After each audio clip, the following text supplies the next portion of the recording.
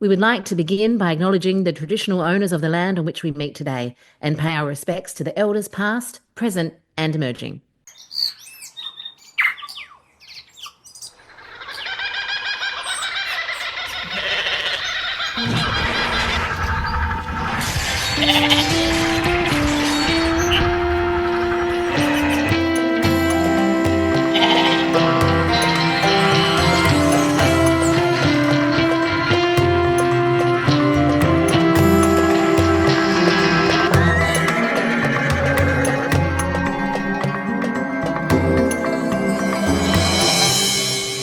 G'day, I'm Shell. Kia ora, I'm Lou. And welcome to Xena Warrior Nutballs, our first ever interview. I know, guest number Tahi. So blimmin' exciting. And what a guest we have. Like, we've nailed it to have this as our first. We're so lucky. And what a cool dude, hey? What a nice guy to just go, yeah, I'm going to talk to you guys and I'm going to tell you all these amazing stories. And it's cool. It's really next level fangirling, hey?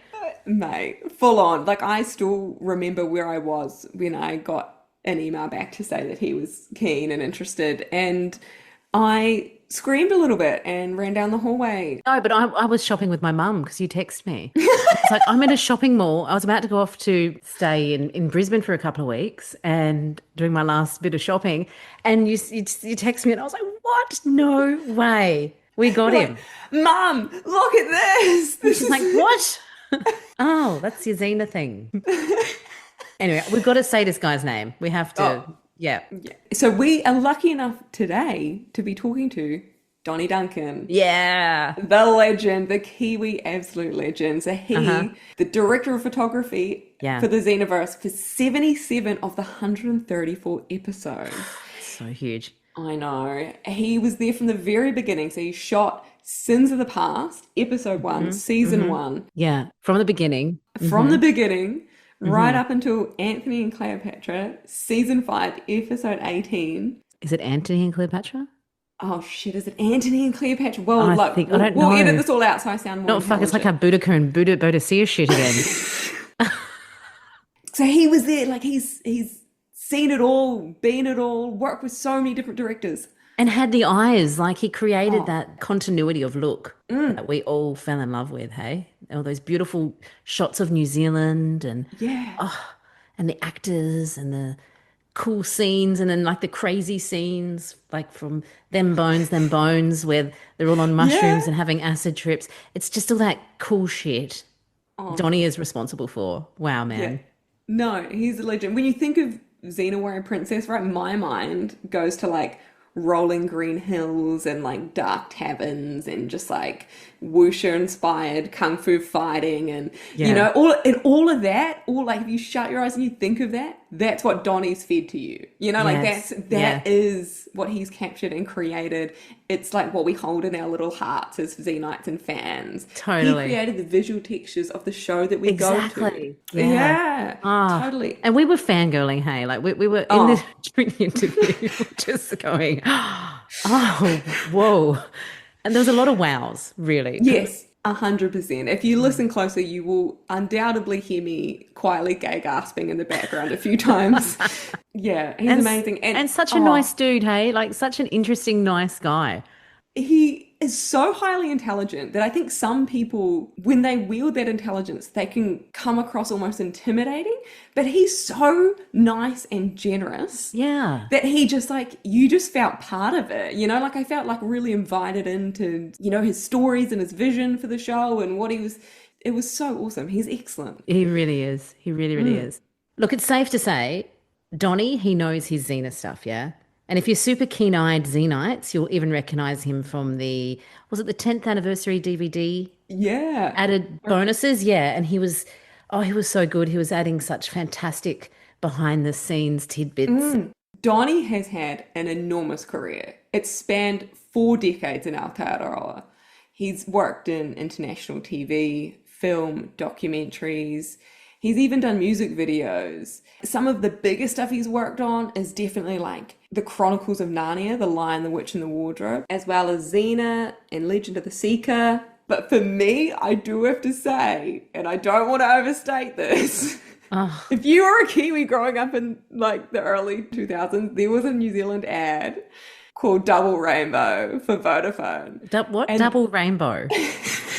Ah, so sorry, yeah, listeners. I think Lou's lost her shit and she's actually, I think I I know this actually, advert. I think sometimes we get Kiwi adverts here as well. yeah, it's so iconic. Yeah, It's right. this dude that's just like walking around in New Zealand. Effectively, look, why I'm actually that excited about this ad is that he actually Yeah. filmed that in the same place that Xena and Gabrielle bathe in altered states in season one. It's the same waterfall Oh, that they're fuck. bathing in. Did I you? know. Sorry. This has just taken a left-hand turn, man. So when you were watching that double rainbow advert, Yeah. was this before you saw Xena and Gabrielle bathing in this location? Yeah. It was. So I didn't have that, You didn't have that moment of, oh, awakening, that femme fatale moment of Lucy coming out and like slicked hair back and then oh, knocking out a bunch of guys with some fucking fish on his rope or whatever that was. I need water. Yes. But no, look, he is amazing. He's amazing. I mean, he mentions what he's working on at the moment. I know. Cool. Hey. We'll leave Oh, that for him to talk about. mm-hmm. Okay, so if you Yes. don't know what a director of photography does, that's totally understandable. It's not your everyday job. It's a very special, high expertise job on a set. And on his own website, he actually has this incredible quote describing it. So, Donny, I hope you don't mind me just ripping this straight from it. Where does it start? Fuck. See, I think Okay, here we go. when you quote something, it might be a good idea to have it there. Just just saying. Okay. The cinematographer's role in the creative process is to find ways to express visual ideas beyond the ordinary and everyday, to create timeless beauty and artistry with the tools and circumstances available, to listen as much as to observe in order to interpret the story, the emotion, and the vision of collaborators, and to create a working atmosphere where teamwork contributes to a common goal. And Donnie touches on pretty much every single one of these points in his interview. What a great quote. But it's true. These dudes are like, Mm. director of photography is such a, oh, they're not only dealing with what's coming through the camera, but it's the lighting and working closely with the directors Totally. and the lighting teams and the actors and lighting the actors, making the actors look a certain way, creating like total scene work as well. Like Yeah. they're like the artists, like with the paintbrush, and it's just really incredible job. And Donny Duncan is an absolute master at it. He's Yeah. so phenomenal. Absolutely. World class. I love that he kind of acknowledges in that quote, you've got to use the everyday situation that you're in and the circumstances and tools available to you. Like they were working outdoors most days, day in and day out. In New Zealand, in Auckland, there are some of the most unpredictable weather patterns because Auckland is the collision of the Pacific Ocean with the Tasman Sea. And so That's therein insane. lies, Wow. yeah, across this tiny little spit of land. It creates a really strange, effectively like environmental ecosystem going on there. There's really strange winds, there's a really strange whatever, there's a lot going on. Yeah, it could rain in one day and then be sunny in the next, and Oh, it could be literally in rain in 10 one minutes. minute. And yeah, exactly. Yeah. And so And it's these bloody guys, cold. It's not like yeah, Australia. It's freezing. It can be really freezing. And oh, 100%. And so these dudes are like running around with these giant, friggin' really expensive bits of kit, trying to capture these really nuanced, wow. specific moments, right? It's just, I don't know, they're incredible. Yeah. And Donnie has such interesting techniques, like strapping the camera onto Renee O'Connor. I Oh, know. so cool. And he's going to share all those amazing stories with us. Oh, man. Enough of our ramblings. Yeah. Yes, let's let Donny speak for himself, hey? Yeah, totally. Oh, we are so, so proud, guys, to present to you Hardcore Nutballs, this amazing interview.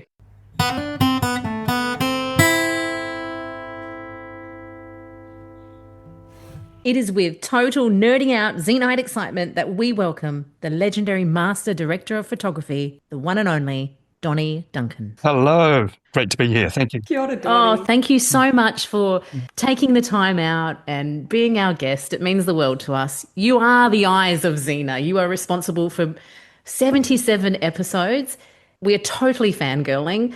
Let's, I guess, take it back to the absolute beginning. How did you land the role as a director of photography on Xena Warrior Princess? Well, I was a DP shooting feature films, TV commercials, music videos, a few international co-production TV series like High Tide and Mysterious Island. And this is back in the early 90s. And then one day I got a phone call from Chloe Smith, who was a producer that I'd worked with. I think even on my first feature film, she was in production on that one. And she said, I knew that she'd been working on the Hercules series as producer on that, line producer. And she said, we're doing a spin-off series called Xena, and I'd love for you to come in and have a meeting with Rob Tappert and talk about the possibility of shooting the show. It wasn't even like you're on a short list. It was like, just come in and talk to Rob. So I went, okay. So met Rob at a restaurant downtown and got chatting away and discussed his vision for the show, predominantly how he wanted to make it different to Hercules. And I think I pretty much got hired on the spot. It wasn't the kind of, we'll get back to you. It was like, You're okay, in. can you start in a couple of weeks? Amazing. No way. Yeah. What was it specifically that was different to Hercules that Rob pitched to you? Was it the female action heroes and changing the gender diversity? Or was it a darker vibe? Can you remember what was different to the... Yeah, absolutely. I mean, it was a really collaborative process between us, but Rob took the lead. He had a very strong vision himself, but of course, he wanted my input into it. In fact, I've got a quote from him on my CV, and he says, in conjunction with Donny, we crafted a look and feel at the time that was unique to television. Rock and roll camera, handheld dialogue, Hong Kong action, and make the female leads look beautiful, and all on a television schedule. Very cool. And one of the buzzwords we used was grunge. We wanted a grungy look compared to Hercules was like classic perfection, lighting, the camera moves, big crane moves, lovely moves. What Rob was after to give it a point of difference was a lot quicker cutting, a lot more shots to choose from, a lot more different angles. And he once said to me, I'll always remember it, he said in pre-production, he said, if Hercules shoots 15 great camera setups in a day, I want Xena to shoot 30 good setups in a day. Wow.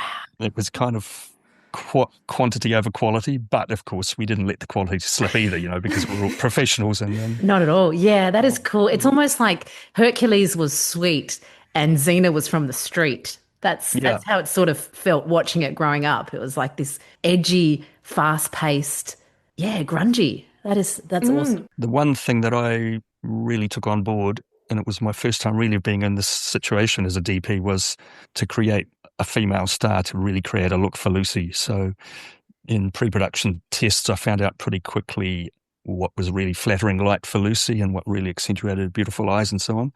And then I would, throughout 77 episodes, protect that look as much as I ever possibly can, which sometimes got into conflict with directors who, and I mean, the golden rule outside was always have your heroines backlit and let the baddies squint, right? Okay. Yeah. So you would always stage an engineer scene so the light was behind them and then nice soft fill light coming in on their eyes and their faces, but not too flat. It had to be off to one side so you still had modelling. And that was kind of the motto that we worked on.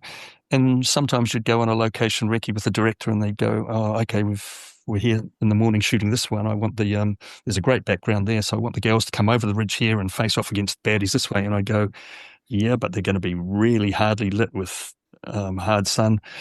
I mean, if they're not moving, you can do a certain amount with putting up big 12 by 12 silks and soften the light. But, if he says, and then they walk off and walk and talk down this path while we're, then you're in trouble because you can't very easily move the whole lot with you. So, I mean, obviously you make compromises at times, but generally I'd say to the director, look, if we can swap this scene to the afternoon and, you work closely with the first AD as well, then they'll be backlit and everything will be gorgeous. And then we put our superstars. Yeah. Yeah. Or if we're locked into shooting in the morning, we can spin it around and shoot the other way. Yes, the background's not quite so great, but, what are we looking at? The background or our stars, Yeah. And there's never an absolute. And like I say, you do make compromises, but, you'd always give them the choice. And generally they would see the point of view and go, oh, yeah, okay, well, let's shift things around and come back here in the afternoon, then they'll be backlit. So I don't know how much the average Joe would know how much the camera work can create a performance. Like you could be acting on a scene and then they hear the cameraman say, look, don't worry, I'll make you look good. And like they actually happens. They make you look good. There's so much creativity that goes into camera work that people aren't aware of. So much camera technique. Yeah. And it differs entirely depending on what show you're shooting and what the brief is. And a lot of things with naturalistic light, of course, front light's fine. It's real, it's natural. But, in this particular case, we wanted it to be really quite stylized. So, that was a look we set out to protect and set out to, use visual impact to help create the star of the show and maintain that throughout. Very cool. Very cool. Of course, it would be nothing without Lucy's amazing performance and so on. But you do what you can along the way to protect your interests of cinematography. It definitely takes a village, hey? Oh, totally, right? Like, I think that everyone had their role to play. And Donny, what a huge role you had in it. You mentioned earlier about the Hong Kong action movies, wuxia films. Are you able to tell us a little bit more about that and its influence on Xena? Yes. So Rob and I sat down and watched a lot of reference movies, particularly sort of Hong Kong action films. And the one that I really remember watching was The Bride with the White Hair. And I read subsequently that the lead character, Bridget Lin, was one of Rob's inspirations for the Xena character, which is really interesting. Cool. And one thing worth noting is that when Xena first started, they didn't know if it was going to fly or not, so they didn't want to spend too much money. So the budget was kind of restricted compared to the other show. And one of the compromises they made was okay, we're going to shoot on 16mm film instead of 35mm film because that, significantly lowers costs all around, film stock, processing, camera equipment, and so on. And did that change within the second season? Yeah. I think halfway through the second season we got bumped up to 35mm. But shooting on 16, it was a cost-saving measure, but it had an advantage because it was much quicker and easier to do handheld shots or to whack it on the Steadicam. We could put cameras in awkward or inventive places like, under a horse, or I remember at one point Cameron had a Steadicam on a horse while he was to get a point of view between the ears. And 30 years ago, it was before the days of gimbals and stabilizers and GoPros, and it would be so much easier these days. But oh, that's groundbreaking. Yeah. Oh, and of course there was the graininess of 16mm as well, which added to that kind of grungy look. Although I look back at some of those early shows now and I go like, oh, Jesus, that's horrible, the grain. No, see, I want to disagree with you, Donny. I look back and when I watch some of the season 1 and early season 2, that 16mm, it feels like a warm hug. You feel like you're coming home to the original Xena, like it's obviously like the 35 offered, a different aspect ratio and like whatever. But the graininess is like, that's Xena, man. That's Xena to me. Yeah, it's pretty old school. Yeah. I would love to see the show redigitized. Yeah. Because there was always this thing when we were shooting, it was on the high definition television was still about 5 years away, but we always had this thing of protecting the 16:9, the widescreen, even though it was only going to air 4:3, which was standard TV in those days. So we didn't let any extraneous stuff come into the edge of the frames because, okay, one day they're going to rescan it for 16:9 and it's going to go high definition. But of course, to my knowledge, that hasn't happened yet, which is really sad. It would be awesome but they'd have to go right back to the negative and rescan the negative. It would be like... Is that right? So that's a big job. Wow. God knows where all that is here, sitting in Universal Studios somewhere, if it wasn't lost in the big fire. Oh, fingers crossed. Yeah, because when you watch it on DVD, like it gives you the option to like go, would you like to fill the screen? You're like, nah, I'm going to have to keep it there so it's clear. Yeah, it's pretty So cool. Unfortunately, the potential was there, 35mm negative definition, but no way to really access it because it would have only ever been scanned in standard definition, which is much lower res. Anyway, when we got bumped up to 35mm halfway into season 2, when it started really rating, we looked hard for a modular camera system in 35mm that was lightweight so that we didn't lose the feel of 16mm for the show. So we ended up shooting on an Austrian camera called a Movie Cam as opposed to Aeroflex, which is what was the standard camera at the time. Interesting. Far out. Yeah, it's very cool. Very, very cool. This is history here. This is our Xena history. Would you be able to describe for us, please, a day in the life? See what we've done there. A day in the life of a director of photography on the set of Xena, please, from start to finish, like your early start, even lunchtime, morning tea. We want to know it all. How long have you got? Yeah. Well, I just looked back at my notes, and for the first 3 seasons, I shot all but 7 episodes, and I think we were doing like an average of 22 episodes a season. So there was no alternating DP. It was just like I was on for every show. And I think, everybody, or most often these days, there's 2 DPs, but at the time it was obviously cost less money just to have one person on doing the job. But what that meant was on a shooting day, I would usually get there an hour before a shooting call for pre-light with the lighting crew. So if you were moving studios, the lights would have been preset overnight by a overnight crew that would come in, but then you'd have to go in and fine-tune it all and balance levels and things. Wow. Shooting day was generally 10 hours with a 45-minute lunch break, so you're there for 10:45. So at an hour for pre-light, that's 11 3/4 hours. And then the studios were usually, an hour's travel away from home, so you're adding another hour at the end of the day. So an average day would be probably 13 or 14 hours. Wow. But because I wasn't alternating, on wrap, I would be going to do prep on the upcoming episode the following week, because the director would have already landed. They'd be itching to get into prep. They'd want to go and do location recce's and set recce's. Often those happened on the weekends, so I'd be doing 6 days a week. And that's hectic. Yeah, in the evenings when I got home, I'd be drawing up lighting plans for the next set that we were moving into, because they were always different. The lighting always changed. In fact, a really funny story about that is I got a call about 10 o'clock one night from the pre-light crew that were lighting overnight. And they said, Donny, we've looked at your plans and you've got a 18K, which is, a huge, massive, big HMI light. You've got it stuck in this corner and pointing in a direction, but it's like locked into this little triangle and there's no windows or anything there. It's what was your ideas for that? I looked back at the plans and I went, last time I was in there was a great big window and I was shining this light through a window, but the set had since been re-engineered. And they said, oh yeah, and we're going to have to hoist it off from the ceiling to get it in there. Are you sure you really want it into that space? No, sorry. My fault. Man, when you've got a back-to-back schedule like that, those tiny little things, they must crop up naturally as far out. Yeah. So by the end of season 3, I was pretty wiped out, on the verge of burnout, really. Although we did get hiatuses, so I used that to go to the Guitar Centre in LA and pick up another guitar. That's my reward. That's my reward for working so hard. Yeah. Get some good guitars there as well. No tax, hey? Bringing them back, the American guitars. Would that even happen today? I don't know if that would even be legal to work that much. Like, that's hardcore. That's hard yakka. Yeah, I think DPs that want control over, like if it's a 6-episode show, might do that kind of thing, but not for 23 episodes over a whole season, I don't think.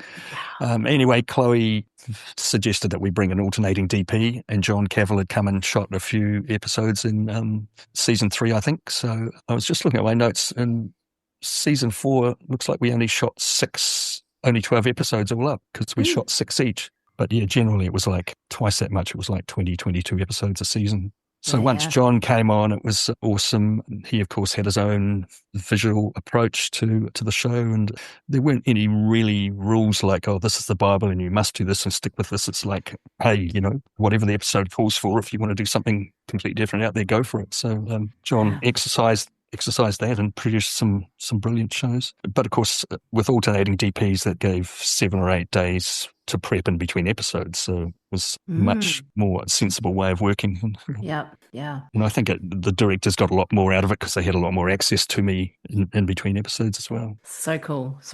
I'm really interested in, as a DP on an episodic show, and the directors are kind of coming in and changing you. I guess just what's that like for you as the DP in relation to maintaining kind of the overall look and feel of Xena Warrior Princess? I absolutely loved that. That was a huge challenge, because at least half the directors came from the US, and they came with really high expectations of how fast the crew would work and what they could achieve. So it was like, for me, it was like, wow, I've really got to step up my game because, there's some of these guys have come off some really big shows and things. But also what I loved is they are all completely different. They've all got completely different approaches. And one of the examples I use is TJ Scott, who I loved working with, came from a background as a stills photographer. He's an amazing stills photographer, and then went into directing. He was incredibly technical. He knew exactly what lens he wanted. He knew where he wanted to put the camera. It was just like follow along in his wake and try and keep up. But he would drive the whole thing from that end of it. And here's an example. We often put 2 cameras on the dolly on a laid a big long track if it was like a battle scene, and we'd put a camera on each end of the dolly, so it needed 2 grips to push it because it was getting pretty heavy. And he'd say, okay, we'll put the 150 to 600 telephoto lens on one camera, and as well as the panning and tilting head, he wanted a rolling head so the camera could roll as well. And he wanted your finger on the zoom controller. He wanted you to crash zoom in and out. So it'd go, okay, we're going to track up and down through this battle, and you're going to pan, tilt, roll, zoom, crash zoom in, crash zoom out. But you'd get into the rhythm of it too. You'd see, there might be like 15 horses charging towards camera and, battle in the other ring, and we'd be racing on the track and get to the end and race back to the other way. And he'd just, and 2 cameras, so the other one would be on a wider lens side by side. So we had, perfect continuity cuts on action. Cool. He would just get it all back in the editing room and just, he'd use all the bad bits for energy, you'd repan from something to another, whiz pan to find something else, he'd grab all those bits and use those. So that was his approach. By comparison, one of my favourite directors, who's sadly passed away quite some years ago, was Charles Siebert, who did a lot of the comedy shows, and he'd come from an acting background. And when I first met him, when he came in, he said, look, Donny, I'll be perfectly honest with you, I'm kind of relatively new to directing. I've, had 30 years acting, but, I'm really going to rely on you for the technical stuff, but I'm really eager to learn. So, guide me through it and tell me what all the lenses do and what it can do.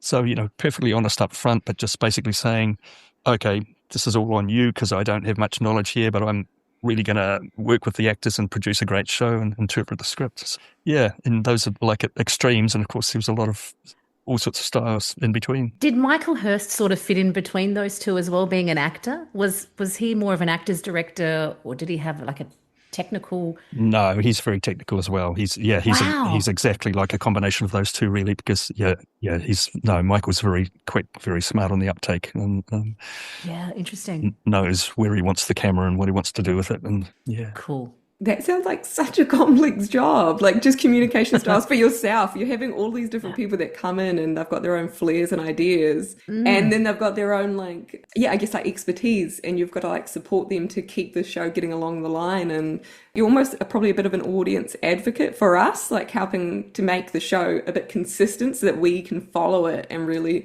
it's just very impressive. It's mind-blowing, understanding your role in this and having those relationships with the different directors. Yeah, I've done quite a bit of lecturing to students in cinematography, and the one story I always tell them is, relating about directors is, the Coen brothers are at one end of the extreme, have everything storyboarded probably 2 years before they even go into production, and, every frame. And if you look at one of their films, and you can get the storyboards online, the original storyboards, that's almost exactly frame for frame. And, I love their style. They make brilliant films. And Roger Deakins, their DP, has said in an interview recently that they do improvise some things on set, some things happen, but, it's mostly all locked down before they even get there. At the other extreme, there's a local director who I won't name, but the approach is completely different. She won't let any crew into the location or the set for 45 minutes when you first get there, because she purely works the space with the actors and usually hasn't had the luxury of being able to be on the set in pre-production. So, it could be the first time they're going there. And it's like, okay, well, what would you do here? What would you do here? Would you walk over and look out that window when you're in the middle of this fight, or would you bang the table, or would you, go into the kitchen? And, they workship it all right there on the spot. And then I think if you're lucky, the cinematographer gets to sit in on that and watch how things go. And then when that's done, the crew come in and they build it. They figure out what's happening. Gee, that's on your toes. Yeah. Would you guys on Xena have, you would do a rehearsal and then you would shoot? Was it ever like a one-take thing, or was it always one more for luck, or how was that process? When you're shooting on film, it's not so much the same with digital now, but on where you really literally what you see is what you get. Someone's in a tent watching, and on film it's a little bit more of a crapshoot. So yes, that thing, let's just do one more for luck, is there could be a scratch on the film on the negative, there could be a hair in the gate. You check all that stuff as much as you can, but you would very rarely walk away with just a oneer. You'd make sure you probably had a second one in the can for all sorts of reasons. But what you would often do is shoot the first rehearsals, because that's directors sometimes find that's where the magic happens, when everybody's a little bit unsure what's going on, Yeah, a bit more and they relaxed. sometimes, the more they shoot, they never get back to that space. So of course it's real hard on the crew, because the focus pull is not quite sure where the actor's going to end up, and it's all a lot of improvisation. And but yeah, it can definitely have its benefits. So some rehearsals would have made it to print with Xena? Yeah, I mean, when they say let's shoot the rehearsal, you still put the clapperboard on it and treat it, everybody gets to do their final checks, but it really means that you're not rehearsing the hell out of it. You're like, okay, as soon as everyone's got a pretty good idea of what's going on, let's capture it. Yeah, cool. Very cool. So, I wanted to ask about the shark crumb point of view shots. We were talking about that last night. It was like there was the arrow on the camera that. Oh, right. Yeah. And the shark crumb, was it a similar technique? Yeah. In fact, that's a great subject. What I do want to I want to talk about all those in-camera effects that really came from Rob and Sam Raimi, and back in the Evil Dead days, of all the stuff they pioneered there. And there was nothing new about it. It's been done, since the history of cinema, really. But to not rely on visual effects and to do as much as we could in camera was, I learned so much. It was a wonderful challenge. And the classic one would be someone gets hit by an arrow. Okay, so what we do is the arrow would be pre-rigged on the actor, like with a breastplate hidden underneath the clothing, and a hole punched in the costume, so the arrow's sticking out. Yep. So camera, you would practice a few times with whiz panning backwards and forwards, coming off nothing basically in whiz panning. And the object would be to just lock onto that arrow, usually in a fairly close shot. You'd probably see the person's head and shoulders. So you'd practice a few times to be able to whiz pan and lock. And when you do hit the arrow in the person, it's enhanced if you give the camera a shake, like a real jiggle. Yeah. Wow, cool. Oh, and at the same time, you do a countdown. It's like, okay, 3, 2, 1, go. And so when you're on the actor goes like, does a jerk back like that.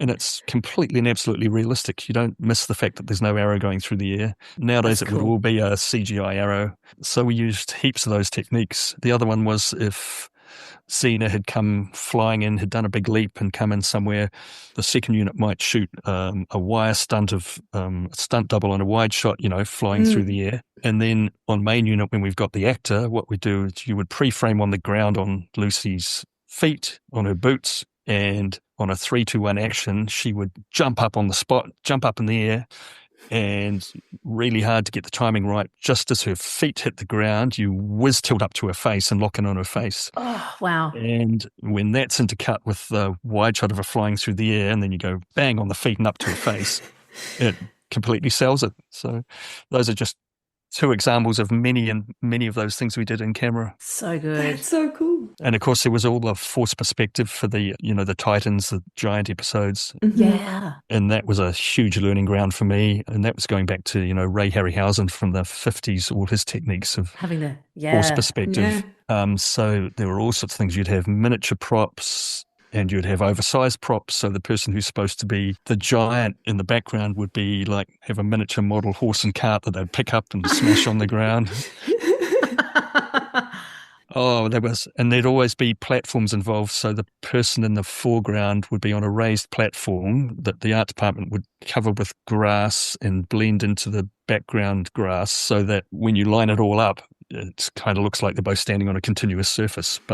And you'd have all sorts of tricks like, this is all Peter Jackson's did heaps of it on the first Lord of the Rings movies and things, but in a more sophisticated manner than we ever did, I think. But you'd have like eye-line sticks. So if the giant is, 19 feet tall, you'd have a stick 19 feet tall with a cross on the end of it, and then you'd have that in the place where the giant would be for the actor to look at in a profile shot to make sure that they've got the exact right eye line to make it believable. So, okay. All kinds of stuff like that. I feel like Xena was like the last ever show, really, like it was on the verge of like that digital age, and Xena was right, sort of as the internet was growing as well. It's like that technological age that was just changing.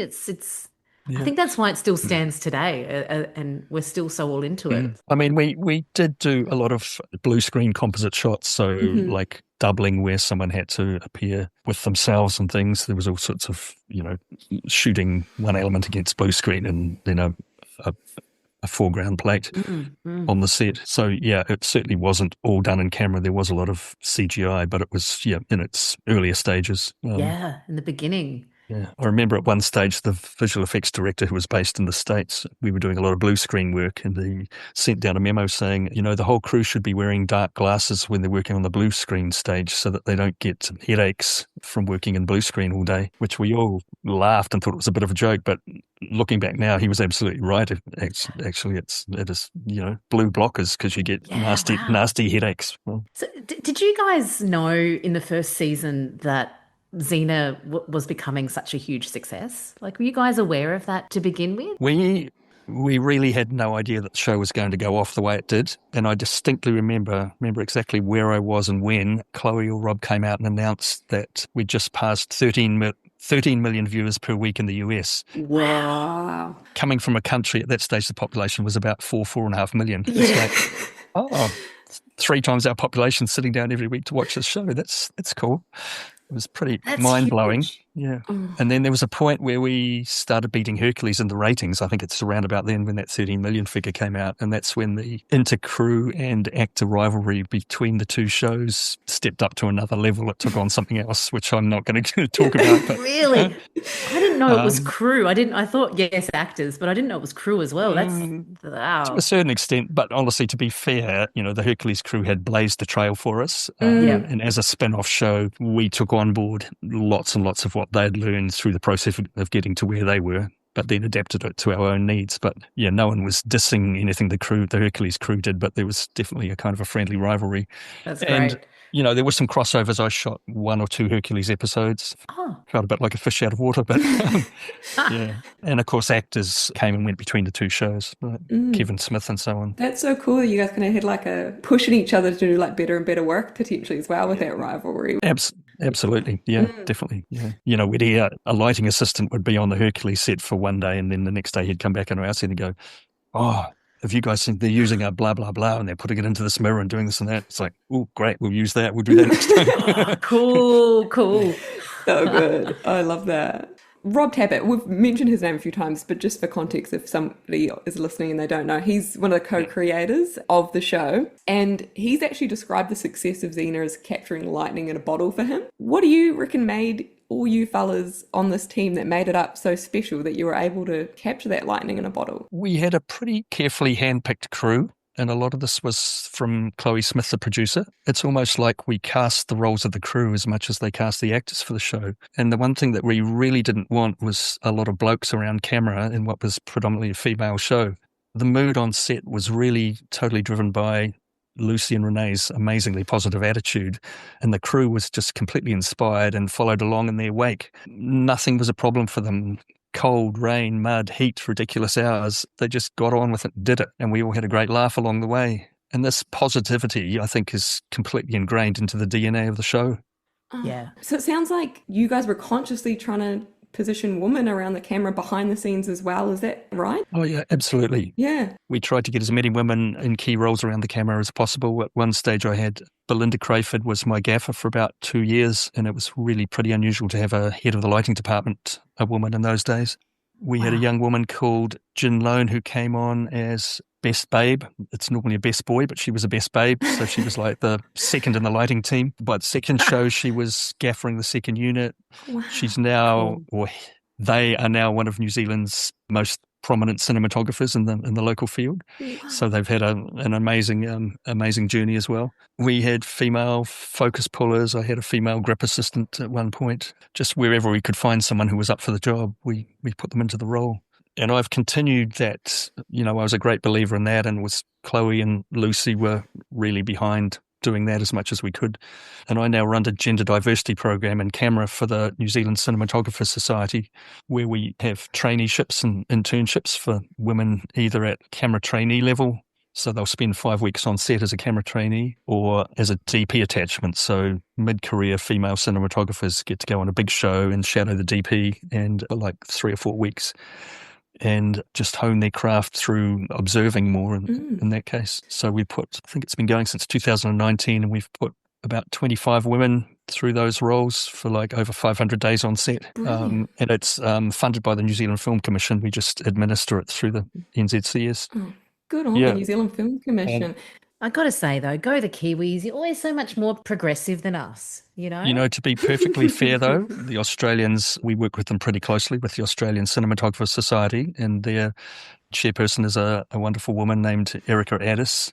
An Australian cinematographer has just been taken on the role as the head of the American Cinematographer Society. And that's Mandy Walker, who's shot all sorts of amazing projects. He's a very accomplished Australian female DP. And the Australians do have a similar programs to ours. So we work in tandem. We work a lot and discuss how we can make things better. Go the Antipodeans, hey? Go the Aussie Kiwis. That's it's awesome. so stunning to hear that not only in front of the camera, but also behind the camera, it was pioneering for women representation. I don't think I knew that, to be completely honest with you, Donny, about the women behind the set. And it kind of adds a whole different dynamic to when you view it, because you know that there's actually women behind that female, there's like a female gaze coming through the camera as well onto these female heroes. Yeah. I mean, unfortunately, there was not a female cinematographer or a camera operator, but these were early days, but we did what we could in getting them, you know, certainly the second assistant, the first assistant camera, and like I say, gaffer and grip assistants. You know, we at least made a start. We made inroads. It would be so much easier now. There's highly competent female DPs that could take on the show if it got a reboot. I would, you know, respectfully suggest that would be the way to go. Cool. Reboot. Thoughts on a reboot? Is it a revival or let Xena lie? You never know what's going to happen, but if anything does, I'm sure it'll be a completely new team of actors and crew will be taking over the baton and running with it. And yeah, good on them. Look forward to see what they do. But, I once said to myself at the end of season 3, I don't ever want to work this hard on a TV show again. And that was 30 years ago, almost. But I've taken on other challenges, but you know, you've got to find the balance between personal life and work life. Yes, yeah. The set has been described famously as a MacGyver set. To me, though, when I hear that, as a Kiwi, what I envision is actually Kiwi ingenuity. I envision like a bunch of Kiwis just making it happen day in and day out on that set. And I was wondering if you had any particular moments on set. Yeah, absolutely. I've got a list here. How long have you got? Mate, as long as you have. Yeah. So it seems to me I'm actually shocking about relating the particular episodes, because when you shoot 77 of them, you know, I can't even remember the names or where they were in the sequence, what season they were. But we did an Amazon show, and there's a hallucinating scene where they're all around a big bonfire, Right. and they take magic mushrooms to reach another plane. And it's like, oh, okay, how are we going to get this across? And I remember one of my favorite films at the time was Mean Streets, Martin Scorsese film, and there's a famous scene where Harvey Keitel walks into a bar bathed in red light and Jumping Jack Flash is playing the soundtrack, and he's kind of out of it, and the camera, it's like a body cam, he's wearing the camera, and it's right on his face, and then he collapses drunk, and the whole camera and him just goes sideways and go clonk onto the ground. And I thought, that'd be cool, let's do that. So we put a body rig on Renee, on Gabrielle, and I had a wind-up 16mm Bolex camera. It is literally wind up. It's clockwork. You wind it up, and awesome. and it runs for 60 seconds, and you can shoot slow motion on it too. And takes little 100-foot rolls of film. So it was the lightest 16mm camera really around that we could find. So we rigged that on the body cam. Did the Mean Street shot, and it's a shame there's no images with this, because I've got a great Polaroid of me standing with Renee in her Amazon costume with the camera and the body rig, you know, pointing at her. And funnily enough, she was over at my house about a month ago, and I'd found the Bolex camera in my garage when I was cleaning some stuff up. And I jokingly said to Renee, "Hey, let's redo that photograph." So we went out and held it. We didn't have a body rig, but we held the camera. So I've got a 30 years later version of it as well. That is cool. Yeah. Wow. Very cool. I think the episode is Them Bones, Them Bones. That would be my guess too. Yeah, right. Yeah. So that's one of the Kiwi ingenuity moments. Here's another one, I think probably from the same episode, was we wanted like a big close-up of Lucy with the whole background spinning around behind her. Mm-hmm. And of course, the easy way nowadays, you just shoot her against green screen and shoot a plate spinning around. But I don't know, for some reason, the director really wanted to do it live, wanted to do it for real. So, how are we going to do this, guys? So back in those days, you always rode the camera crane because there was no remote head, so we couldn't afford them, or it was just on the verge of them becoming, every day. So you'd have a big 50-foot camera crane, and there'd be a weight bucket at one end to compensate, and there'd be the camera and the camera operator and also the focus puller, because they didn't even have remotes. So there'd be two people on other end. So it's a pretty major piece of kit to move around and put. And anyway, we thought, okay, let's put Lucy in the seat where the operator normally goes, where the camera normally goes, and she can sit in a seat strapped in, all safe. And then we'll rig the camera in the bucket and put an operator in the bucket, and then we'll get the crane up and we'll spin it, and it can go from ground level to high, and we'll be on the shot in the background to be whizzing through. Oh, and, wow. What a legend is Lucy, hey? She's like, yeah, all right. Yeah. And I've got a photo of that rig too. It's hilarious. Oh, and here's the other really cool one I've just remembered. Speaking of that, can't even remember the actress or what the situation was, but basically she had this huge scream, and the director said, can we pull out from her mouth and go right up into the air like a bird's eye shot of her wailing, screaming on the ground. And I discovered that there was a wide lens you could get that had a really, really small face to it, lensed face, probably only an inch across. And we put that on the camera on the crane, and actually got the actress to completely enclose the lens in her mouth. So we took, there was no filters, there was no matte box. We stripped everything back. So it was like complete blackout. So we'd roll the camera, and then on action, she would obviously didn't want to grab it with her teeth, but she would just relax her mouth and scream, and we did a rapid pull back up into space on a really wide lens. Oh my goodness. I'd love to remember what that episode was for, but I do remember it working exactly how we wanted it. It's fantastic. Oh, that's amazing. Yeah. I'm thinking it might have been Callisto, but I'm not sure. It feels very Hudson like the screaming implicit. Yeah. It'd be a Hudson. Well, we have to ask, do you have any favourite Lucy Lawless, Renee O'Connor, Hudson, Kevin Smith, Ted Raimi memories that you can share? Yes, I've got favourite story of a prank that I played on Lucy and Renee. And you'll remember the episode, but it was Ted Raimi playing Joxa is in hospital, and he has put a dummy in the bed and pulled the covers over, and Lucy and Renee walk into this hospital ward, and they pull back the covers, and instead of Joxa, who should be in the bed, he's put stuffed clothes. He's put like a dummy there, right? Mm-hmm. So I had a quick chat to the director. I don't know what inspired me. On the spur of the moment, I had this idea. I said, and each time they had to go outside the set ready to come bursting in through the doors for the next take. And as soon as I said to the director, look, when we get a good one, I'm going to sneak in under the covers and get them to do one more take. And so when they pull back the covers, I'll go, boo, it'll be me in the bed. And that was the kind of mood it was on set. It's just that kind of thing was just de rigueur. And so that's exactly what I did. But I remember being under the covers all pulled over me. And, director said, oh, yeah, that was good. We just need one more. Yeah. But then there was some delay, and I couldn't breathe under there. I'm going oh, for God's sake, hotter and hotter and no air. Hurry up, I'm going to die under here. And of course, it worked perfectly. And somewhere I have the outtake, because I was a bit naughty sometimes. I had the VHS dailies, and if there was something particular like that, I would just keep that tape and put it aside, and good on you. Write on it what the prank was. So that's so good. Oh, that's so good. What a happy place to work. It sounds like such a cool I swear vibe. They leapt 6 feet in the air. They just the last thing in the world.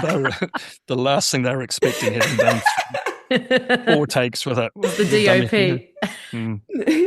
Another favourite memory is, it's about finding clever ways to do things. Lucy broke her pelvis riding a horse on that US talk show. Can't remember who it was.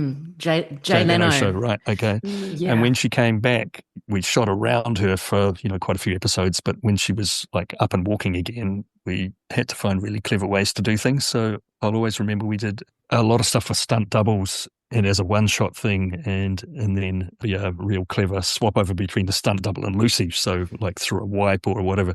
And one of the ones I remember is the stunt double went like running across as the camera chased her and hid behind a log, did a somersault over a log to get out of the way of whoever was chasing her, and then Lucy was already pre-hidden behind the log where the camera couldn't see, and then Lucy's head popped up for a look to see what was going on.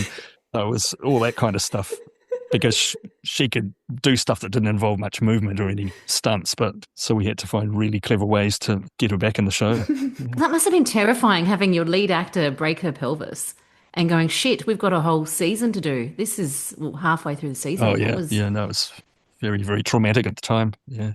Yeah. Yes, a lot of quick thinking by those up the sharp end. Yeah.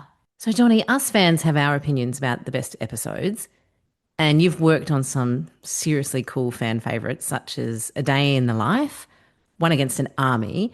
But we're just wondering, from your perspective of the 77 that you worked on, what is your favourite? That's a really tough question. Like, narrow down your music choices to one particular song. So pretty hard to pick a favourite, but even three? Could we do a top three? Even just from season 1 and 2, I remember the Callisto episodes being a real challenge to work on, fun to work on, especially the second unit ladder fight, which was cool. Callisto 2, and that episode won me Best Camera and Television Award in the NZTV Awards. So, right. Wow. And a fan favourite. Like, that's a huge fight scene. Massive episode. I've also got really fond memories of finally getting out of the studio and filming around Auckland. I travelled down to the Central Plateau area of New Zealand to the mountains, and it was such a novelty to be on location rather than the usual, the beaches and the forests within 25 k's of central Auckland. Of course, every show that comes to Auckland, I see Bethel's Beach and go, oh yeah, we did a chariot race down there and we did this here and they came out of this cave. But all the internationals go there and think it's never been used, think they're discovering it for the first time. So Donny, the Plateau one, they were Adventures in the Sin Trade, were they? Part 1 and part 2? Yeah, exactly. Yeah, those massive opening episodes for season 4, Yeah, and I think I shot one and John Cavill shot one, and he came and did second unit. There was something, I remember John being down there as well.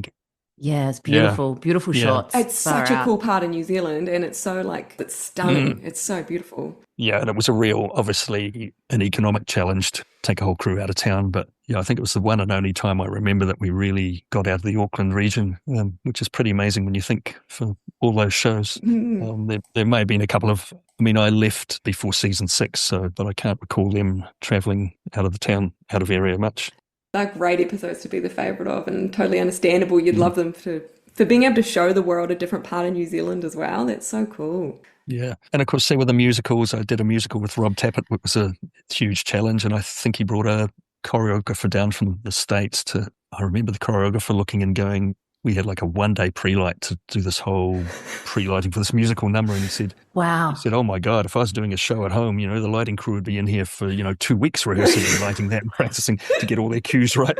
It's like, no, we're lighting it today. We're shooting it tomorrow. So that would have been for a bittersweet. Yeah, exactly. Yeah. And so bright. Like that whole episode's just so much color and groundbreaking. Yeah. Like being in the 90s, we didn't have those episodes of musical episodes. Yeah. And Rob directed it, of course. Yeah, interesting talking to him about it now. I think he felt pretty much out of his depth. It was like, Donny, help, what am I doing here? Yes. Ambitious. Yeah. I remember a funny story too that, there were a lot of visiting crews would come down to do behind the scenes, and there was like a crew from Entertainment TV down probably because it was a big musical sort of number. Oh, yeah, E.T., yes. Yeah, and we're in the middle of staging, blocking, choreographing this, immensely complicated scene with all these dancers. And there was one of those discussions going on, 3-way discussions between the cinematographer, the director, the script supervisor, and probably the operator of like, well, should they come in left to right or right to left? Wasn't the movement left to right the same? And we were having this, like, 2 of us were like voting one way and 2 were the other way. And it was quite a heated discussion. And I turn around and there's the ETV camera right over our shoulders filming the whole thing. And it was just like, I looked at him and went, no, not a good time, buddy. Like, don't do it now. Don't know. Not good to be around with a bit of conflict. And I've since done a lot of behind the scenes shooting myself, and it's like, yeah, you know when to turn the camera another way. When to get lost, when things get a little bit tense. Yeah, it's not particularly helpful turning around and seeing someone capturing the whole thing, unless you're making Lost in La Mancha, of course. No.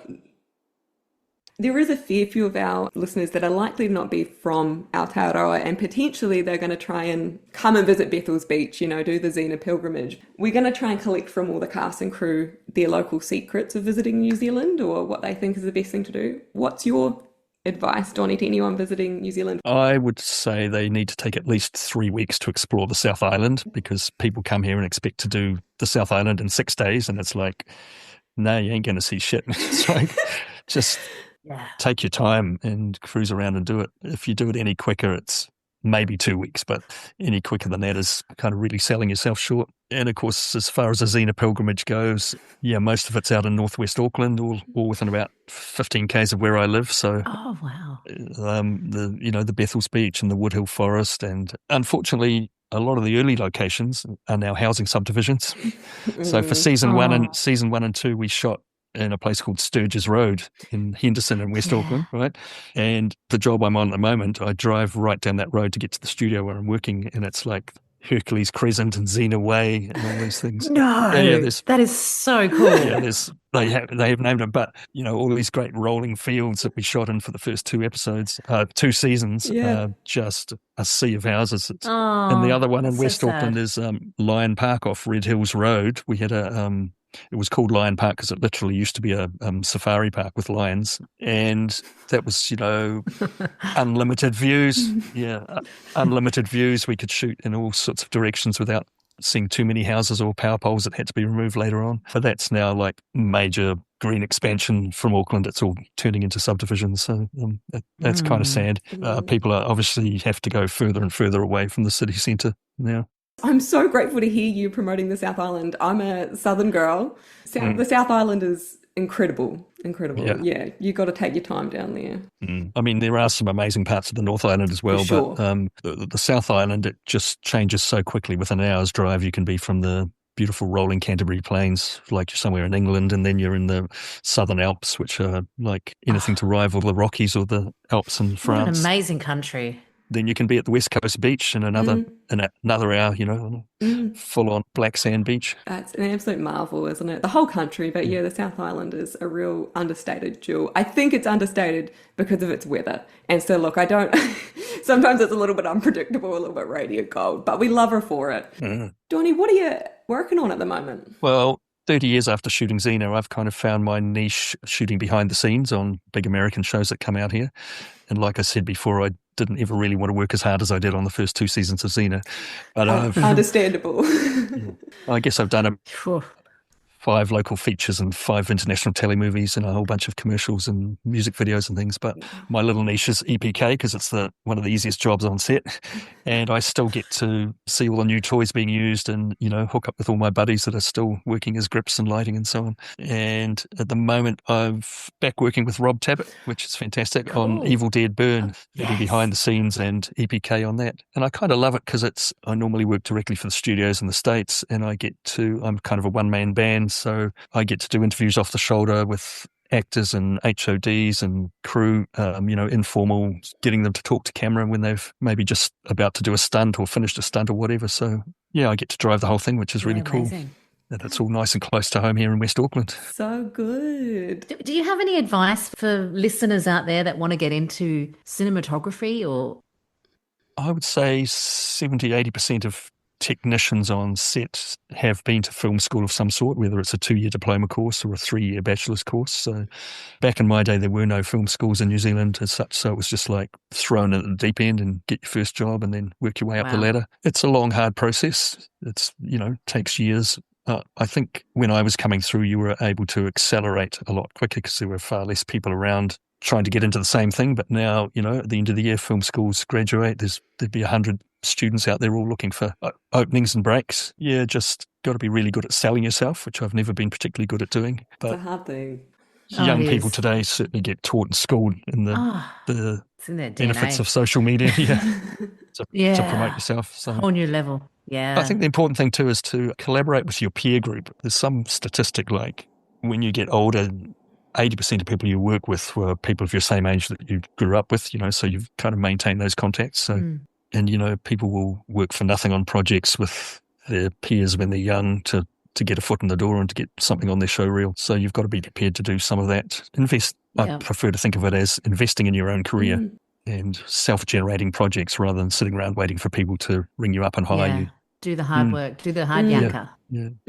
But the competition is stronger than ever. We just advertised for a camera trainee role on Evil Dead Burn through the New Zealand Cinematographers Society, and we got 16 young women apply, and any one of them really could have done the job. So it was a really tough decision. Oh, that's so yeah. Wow. That's so good that it's women. Thank you for all that you've done for women behind the camera. It's awesome. Thank you. My pleasure. It's great to see us. It's a long road to go. We're not there yet, but we make small improvements every year, hopefully making jobs more accessible to women. Tēnā koe, Donny. It's just been so amazing. Ka mihi. Thank you so much for coming on. Thank you so much, Donny. This is just amazing. We're fangirling. We are. It's been amazing. It's been wonderful. It's been so cool to get that insight into your day to day. And it's just really, to be honest, it's just really special to speak to such a legendary Kiwi in the biz that's still working in it and still promoting all these incredible things like women behind the camera. So yeah. Thank you so much for taking the time out to speak to us, Donny. It's been a pleasure to revisit those days because, to be honest, in some ways it was the highlight of my career was those 5 years of working on Xena, and I've done a lot of other things since. And one day, I guess, if I write some memoirs, a lot of these stories will end up there. But it's great that your audience gets a chance to hear some of the war stories that I've pulled out. Thank you. So good. I'll be reading that memoir. I'll be reading it. Oh, absolutely. Please write it. Be very cool. Thanks again, Donny. Thank you. Cheers, mate. That was so awesome, hey? Far out. That was maybe the coolest thing that's ever happened to me in my entire life. I was nervous, though, to be honest. I was trying not to say the word fuck. But no, seriously, wow, how cool was he? He's so, amazing. Legend of the screen in New Zealand, and just such an expert. I feel like such an expert. I know, but I feel like we went back. That's what I feel like. I feel so nostalgic. It's like we went back to those times. It's almost like you could smell what was going on, on set. That just. Oda's never my favourite sense to try and call upon. I think I meant to say something else rather than smell, because now I feel like a weirdo. But no, seriously, Donny Duncan, legend. We're so lucky to have artistic people like that in our country that are doing things with such meaning, like what he was talking about with the New Zealand Film Commission in relation to, bolstering gender equality. Yeah. Fuck, I know. So good. And it's coming from a guy. That's so special, hey? He's just this needs to happen. Legend. What an ally. I love it. Yeah. Just the definition of an ally, right? And just more and more of that. I love it. And such a cool dude, such a smart guy, such a creative. Yeah. Oh, how cool was that when he was talking about having the camera attached to Renee O'Connor? And that they recreated that shot. How cool is that? So cool. That story to me, when you're watching Xena, you're watching any show and there's a moment for you that's just oh, this show's the real deal. This is really leveled up. There's some really skilled people. That shot in Them Bones, when she wades in and the exact one he's describing and then falls on the floor and it's just on her little face. It's such a highly skilled shot. I'm watching, it was very cool. How much just science, technology, engineering, thought has to come together to make this a really beautiful bit of storytelling and art. There's just and how fun. It just feels like it was such a fun set to work on. Everyone was hardworking. Positivity, as you were saying, Lucy and Renee are so positive and it just filtered down. Everyone's in a good mood. Everyone's getting the job done, working their asses off and creating this show that still stands today as, one of the fucking best shows ever. It's just, it's so cool listening to all of that. I was totally fangirling, just thinking, this dude, a huge hand in creating Xena. Oh, massive. Enormous. Right? Enormous. Wow. I loved also that he brought up about how he would love to see it digitized and taken to the next level, right? And how they intentionally shot it with the idea that it could be redigitized in the future to Yeah, be yeah. like that larger aspect ratio, and they were like shooting it so they're making sure they weren't like friggin' leaving whatever, like bags or shoes or like a random person Yeah. just in the side. They were doing Can that of Coke. intentionally. Yeah, can of Coke, exactly. Yeah. I really hope it hasn't been lost in like the universal fires. Yeah. Yeah, that would really suck because we deserve that to be digitized. Digitalized. Digitalized, guys. And how cool talking about the famous blooper, the King Kong Oh, prank. I didn't know it was Donny that did that. I That's didn't know it great. was Donny either, and that is the prank, like the prank, right? That you know of, like Yeah, Lucy it's totally loses her shit. I think she says, "Oh my God, that was fucking horrible," or something, and just jumps a mile.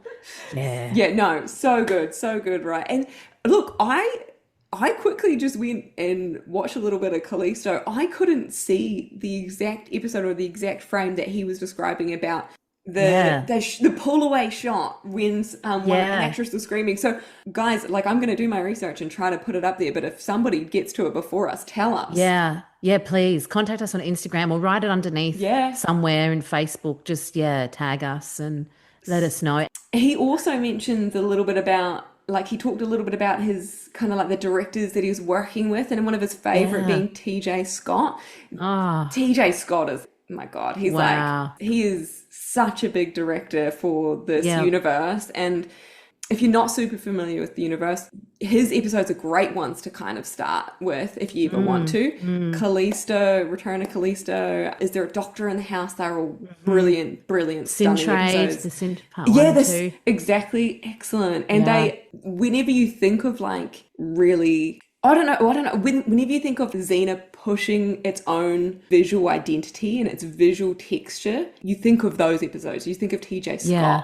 Yeah, and it's ones that stand out and you go, and sure enough, if you just search it, it's like, yeah, that was a TJ Scott one. Yeah, yeah, And then there's Donny Duncan right with him, yeah. doing this Always cool shit. just Hey, pushing oh. the envelope on like making it really interesting and fun for us at home. And who was the other director he mentioned? Was it Charles Siebert, yeah? Yeah, yeah, exactly right. Comedy Eros. I actually love that episode. Oh. It's one of my favorites. It's so cute. That little gay tease though. Oh. Where every lesbian in the world is screaming at the television going, no! Joxer, get out the way. Fuck's sake! But it could never have happened. Come on. Where would we go from there, Exactly. Actually, fuck it. It should have happened. We would have gone into this hardcore lesbian TV show. Boom. Yeah, would have gotten That would have got cancelled. Yeah, no, and so great episodes there too. Like go and have a look at his ones as Yeah. well. So there was a beautiful quote that you're going to have to say, Lou. Always have your heroines backlit and let your baddies squint. Yep. I want to get that fucking tattooed on my ankle. Oh, seriously? It's cool, man. Words to live by. Yeah, I really love that. Oh, and how good was it when Donnie started talking about the Evil Dead? So good. Hey, that's like an exclusive. Like they're filming right now in Auckland. Yeah, So man. good. I'm so thrilled. Uh-huh. When he said I'm currently working with Rob Tampert, I was like, oh.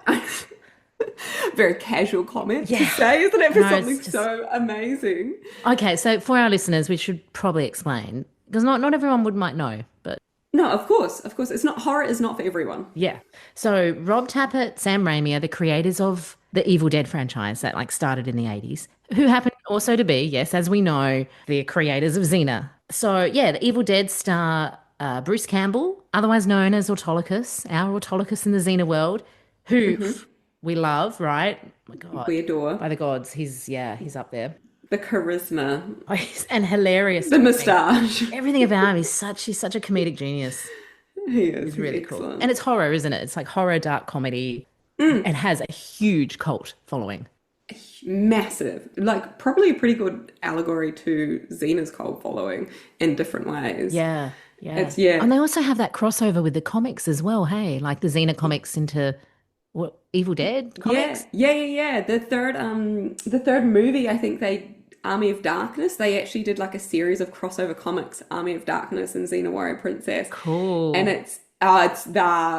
they're good. They're so good. Yeah, Oh, they're really awesome. silly. They're fun. They're great. Yeah. High camp. Excellent. I'll have to check it out. Yeah. Oh, they're all great. Check them out, guys. If you love horror and dark comedy. And you'll see that sort of similar style that Rob and Sam brought into Xena. Totally. And I feel like one that looks really...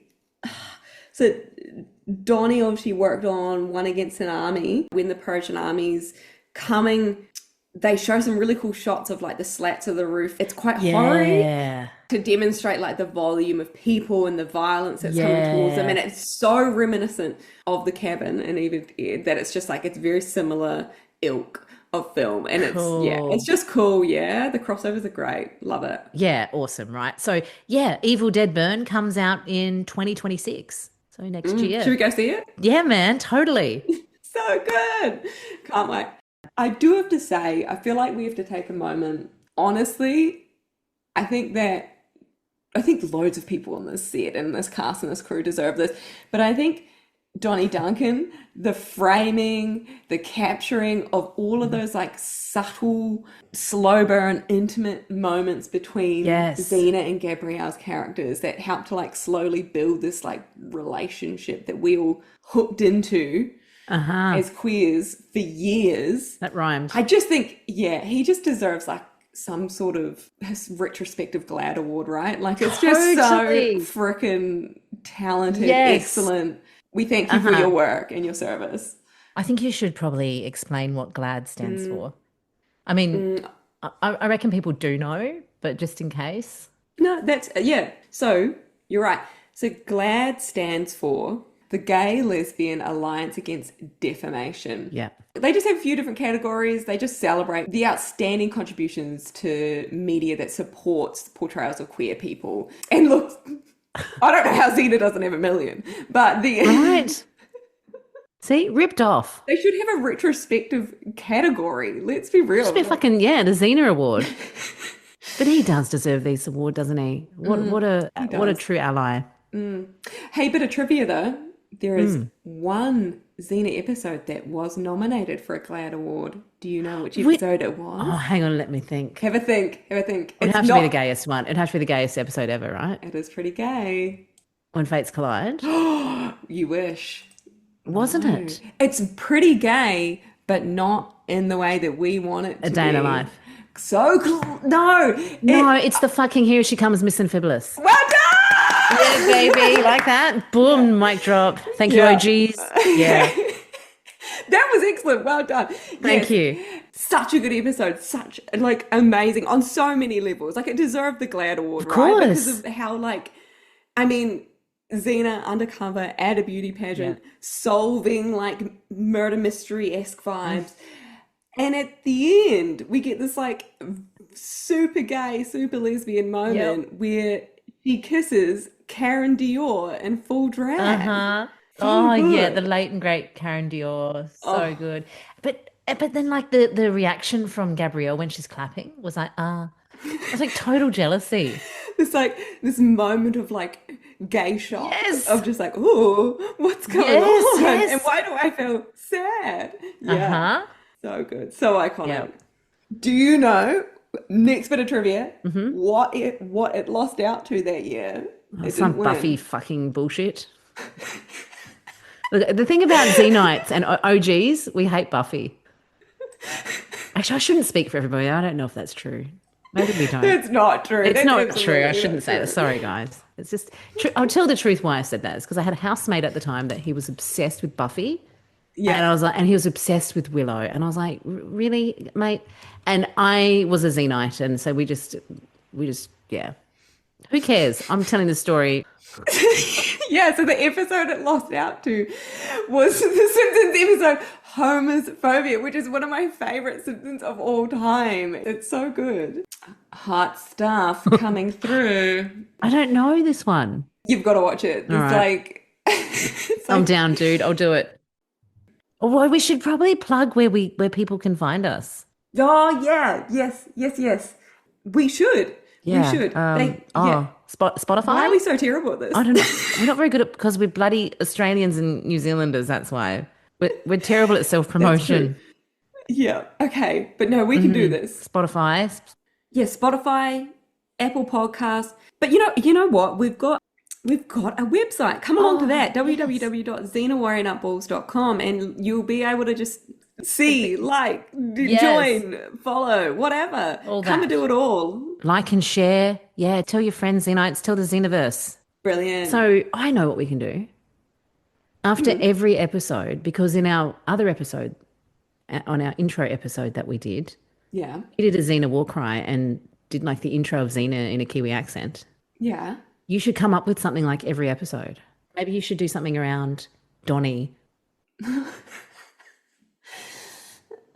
Okay. Like, I'm not to put you on the spot or anything. Yeah, okay. I think that should be a thing, you know? Right, so we're signing off after I do this? Yeah, I think so. Okay, but the only way that I can truly think to round this whole thing out is to honour my favourite thing that Donny's ever done. Yeah, yeah. Double rainbow all the way. What the fuck was that? Is that the commercial? Kaki down, everyone. Battle on, Xenites. See you next time.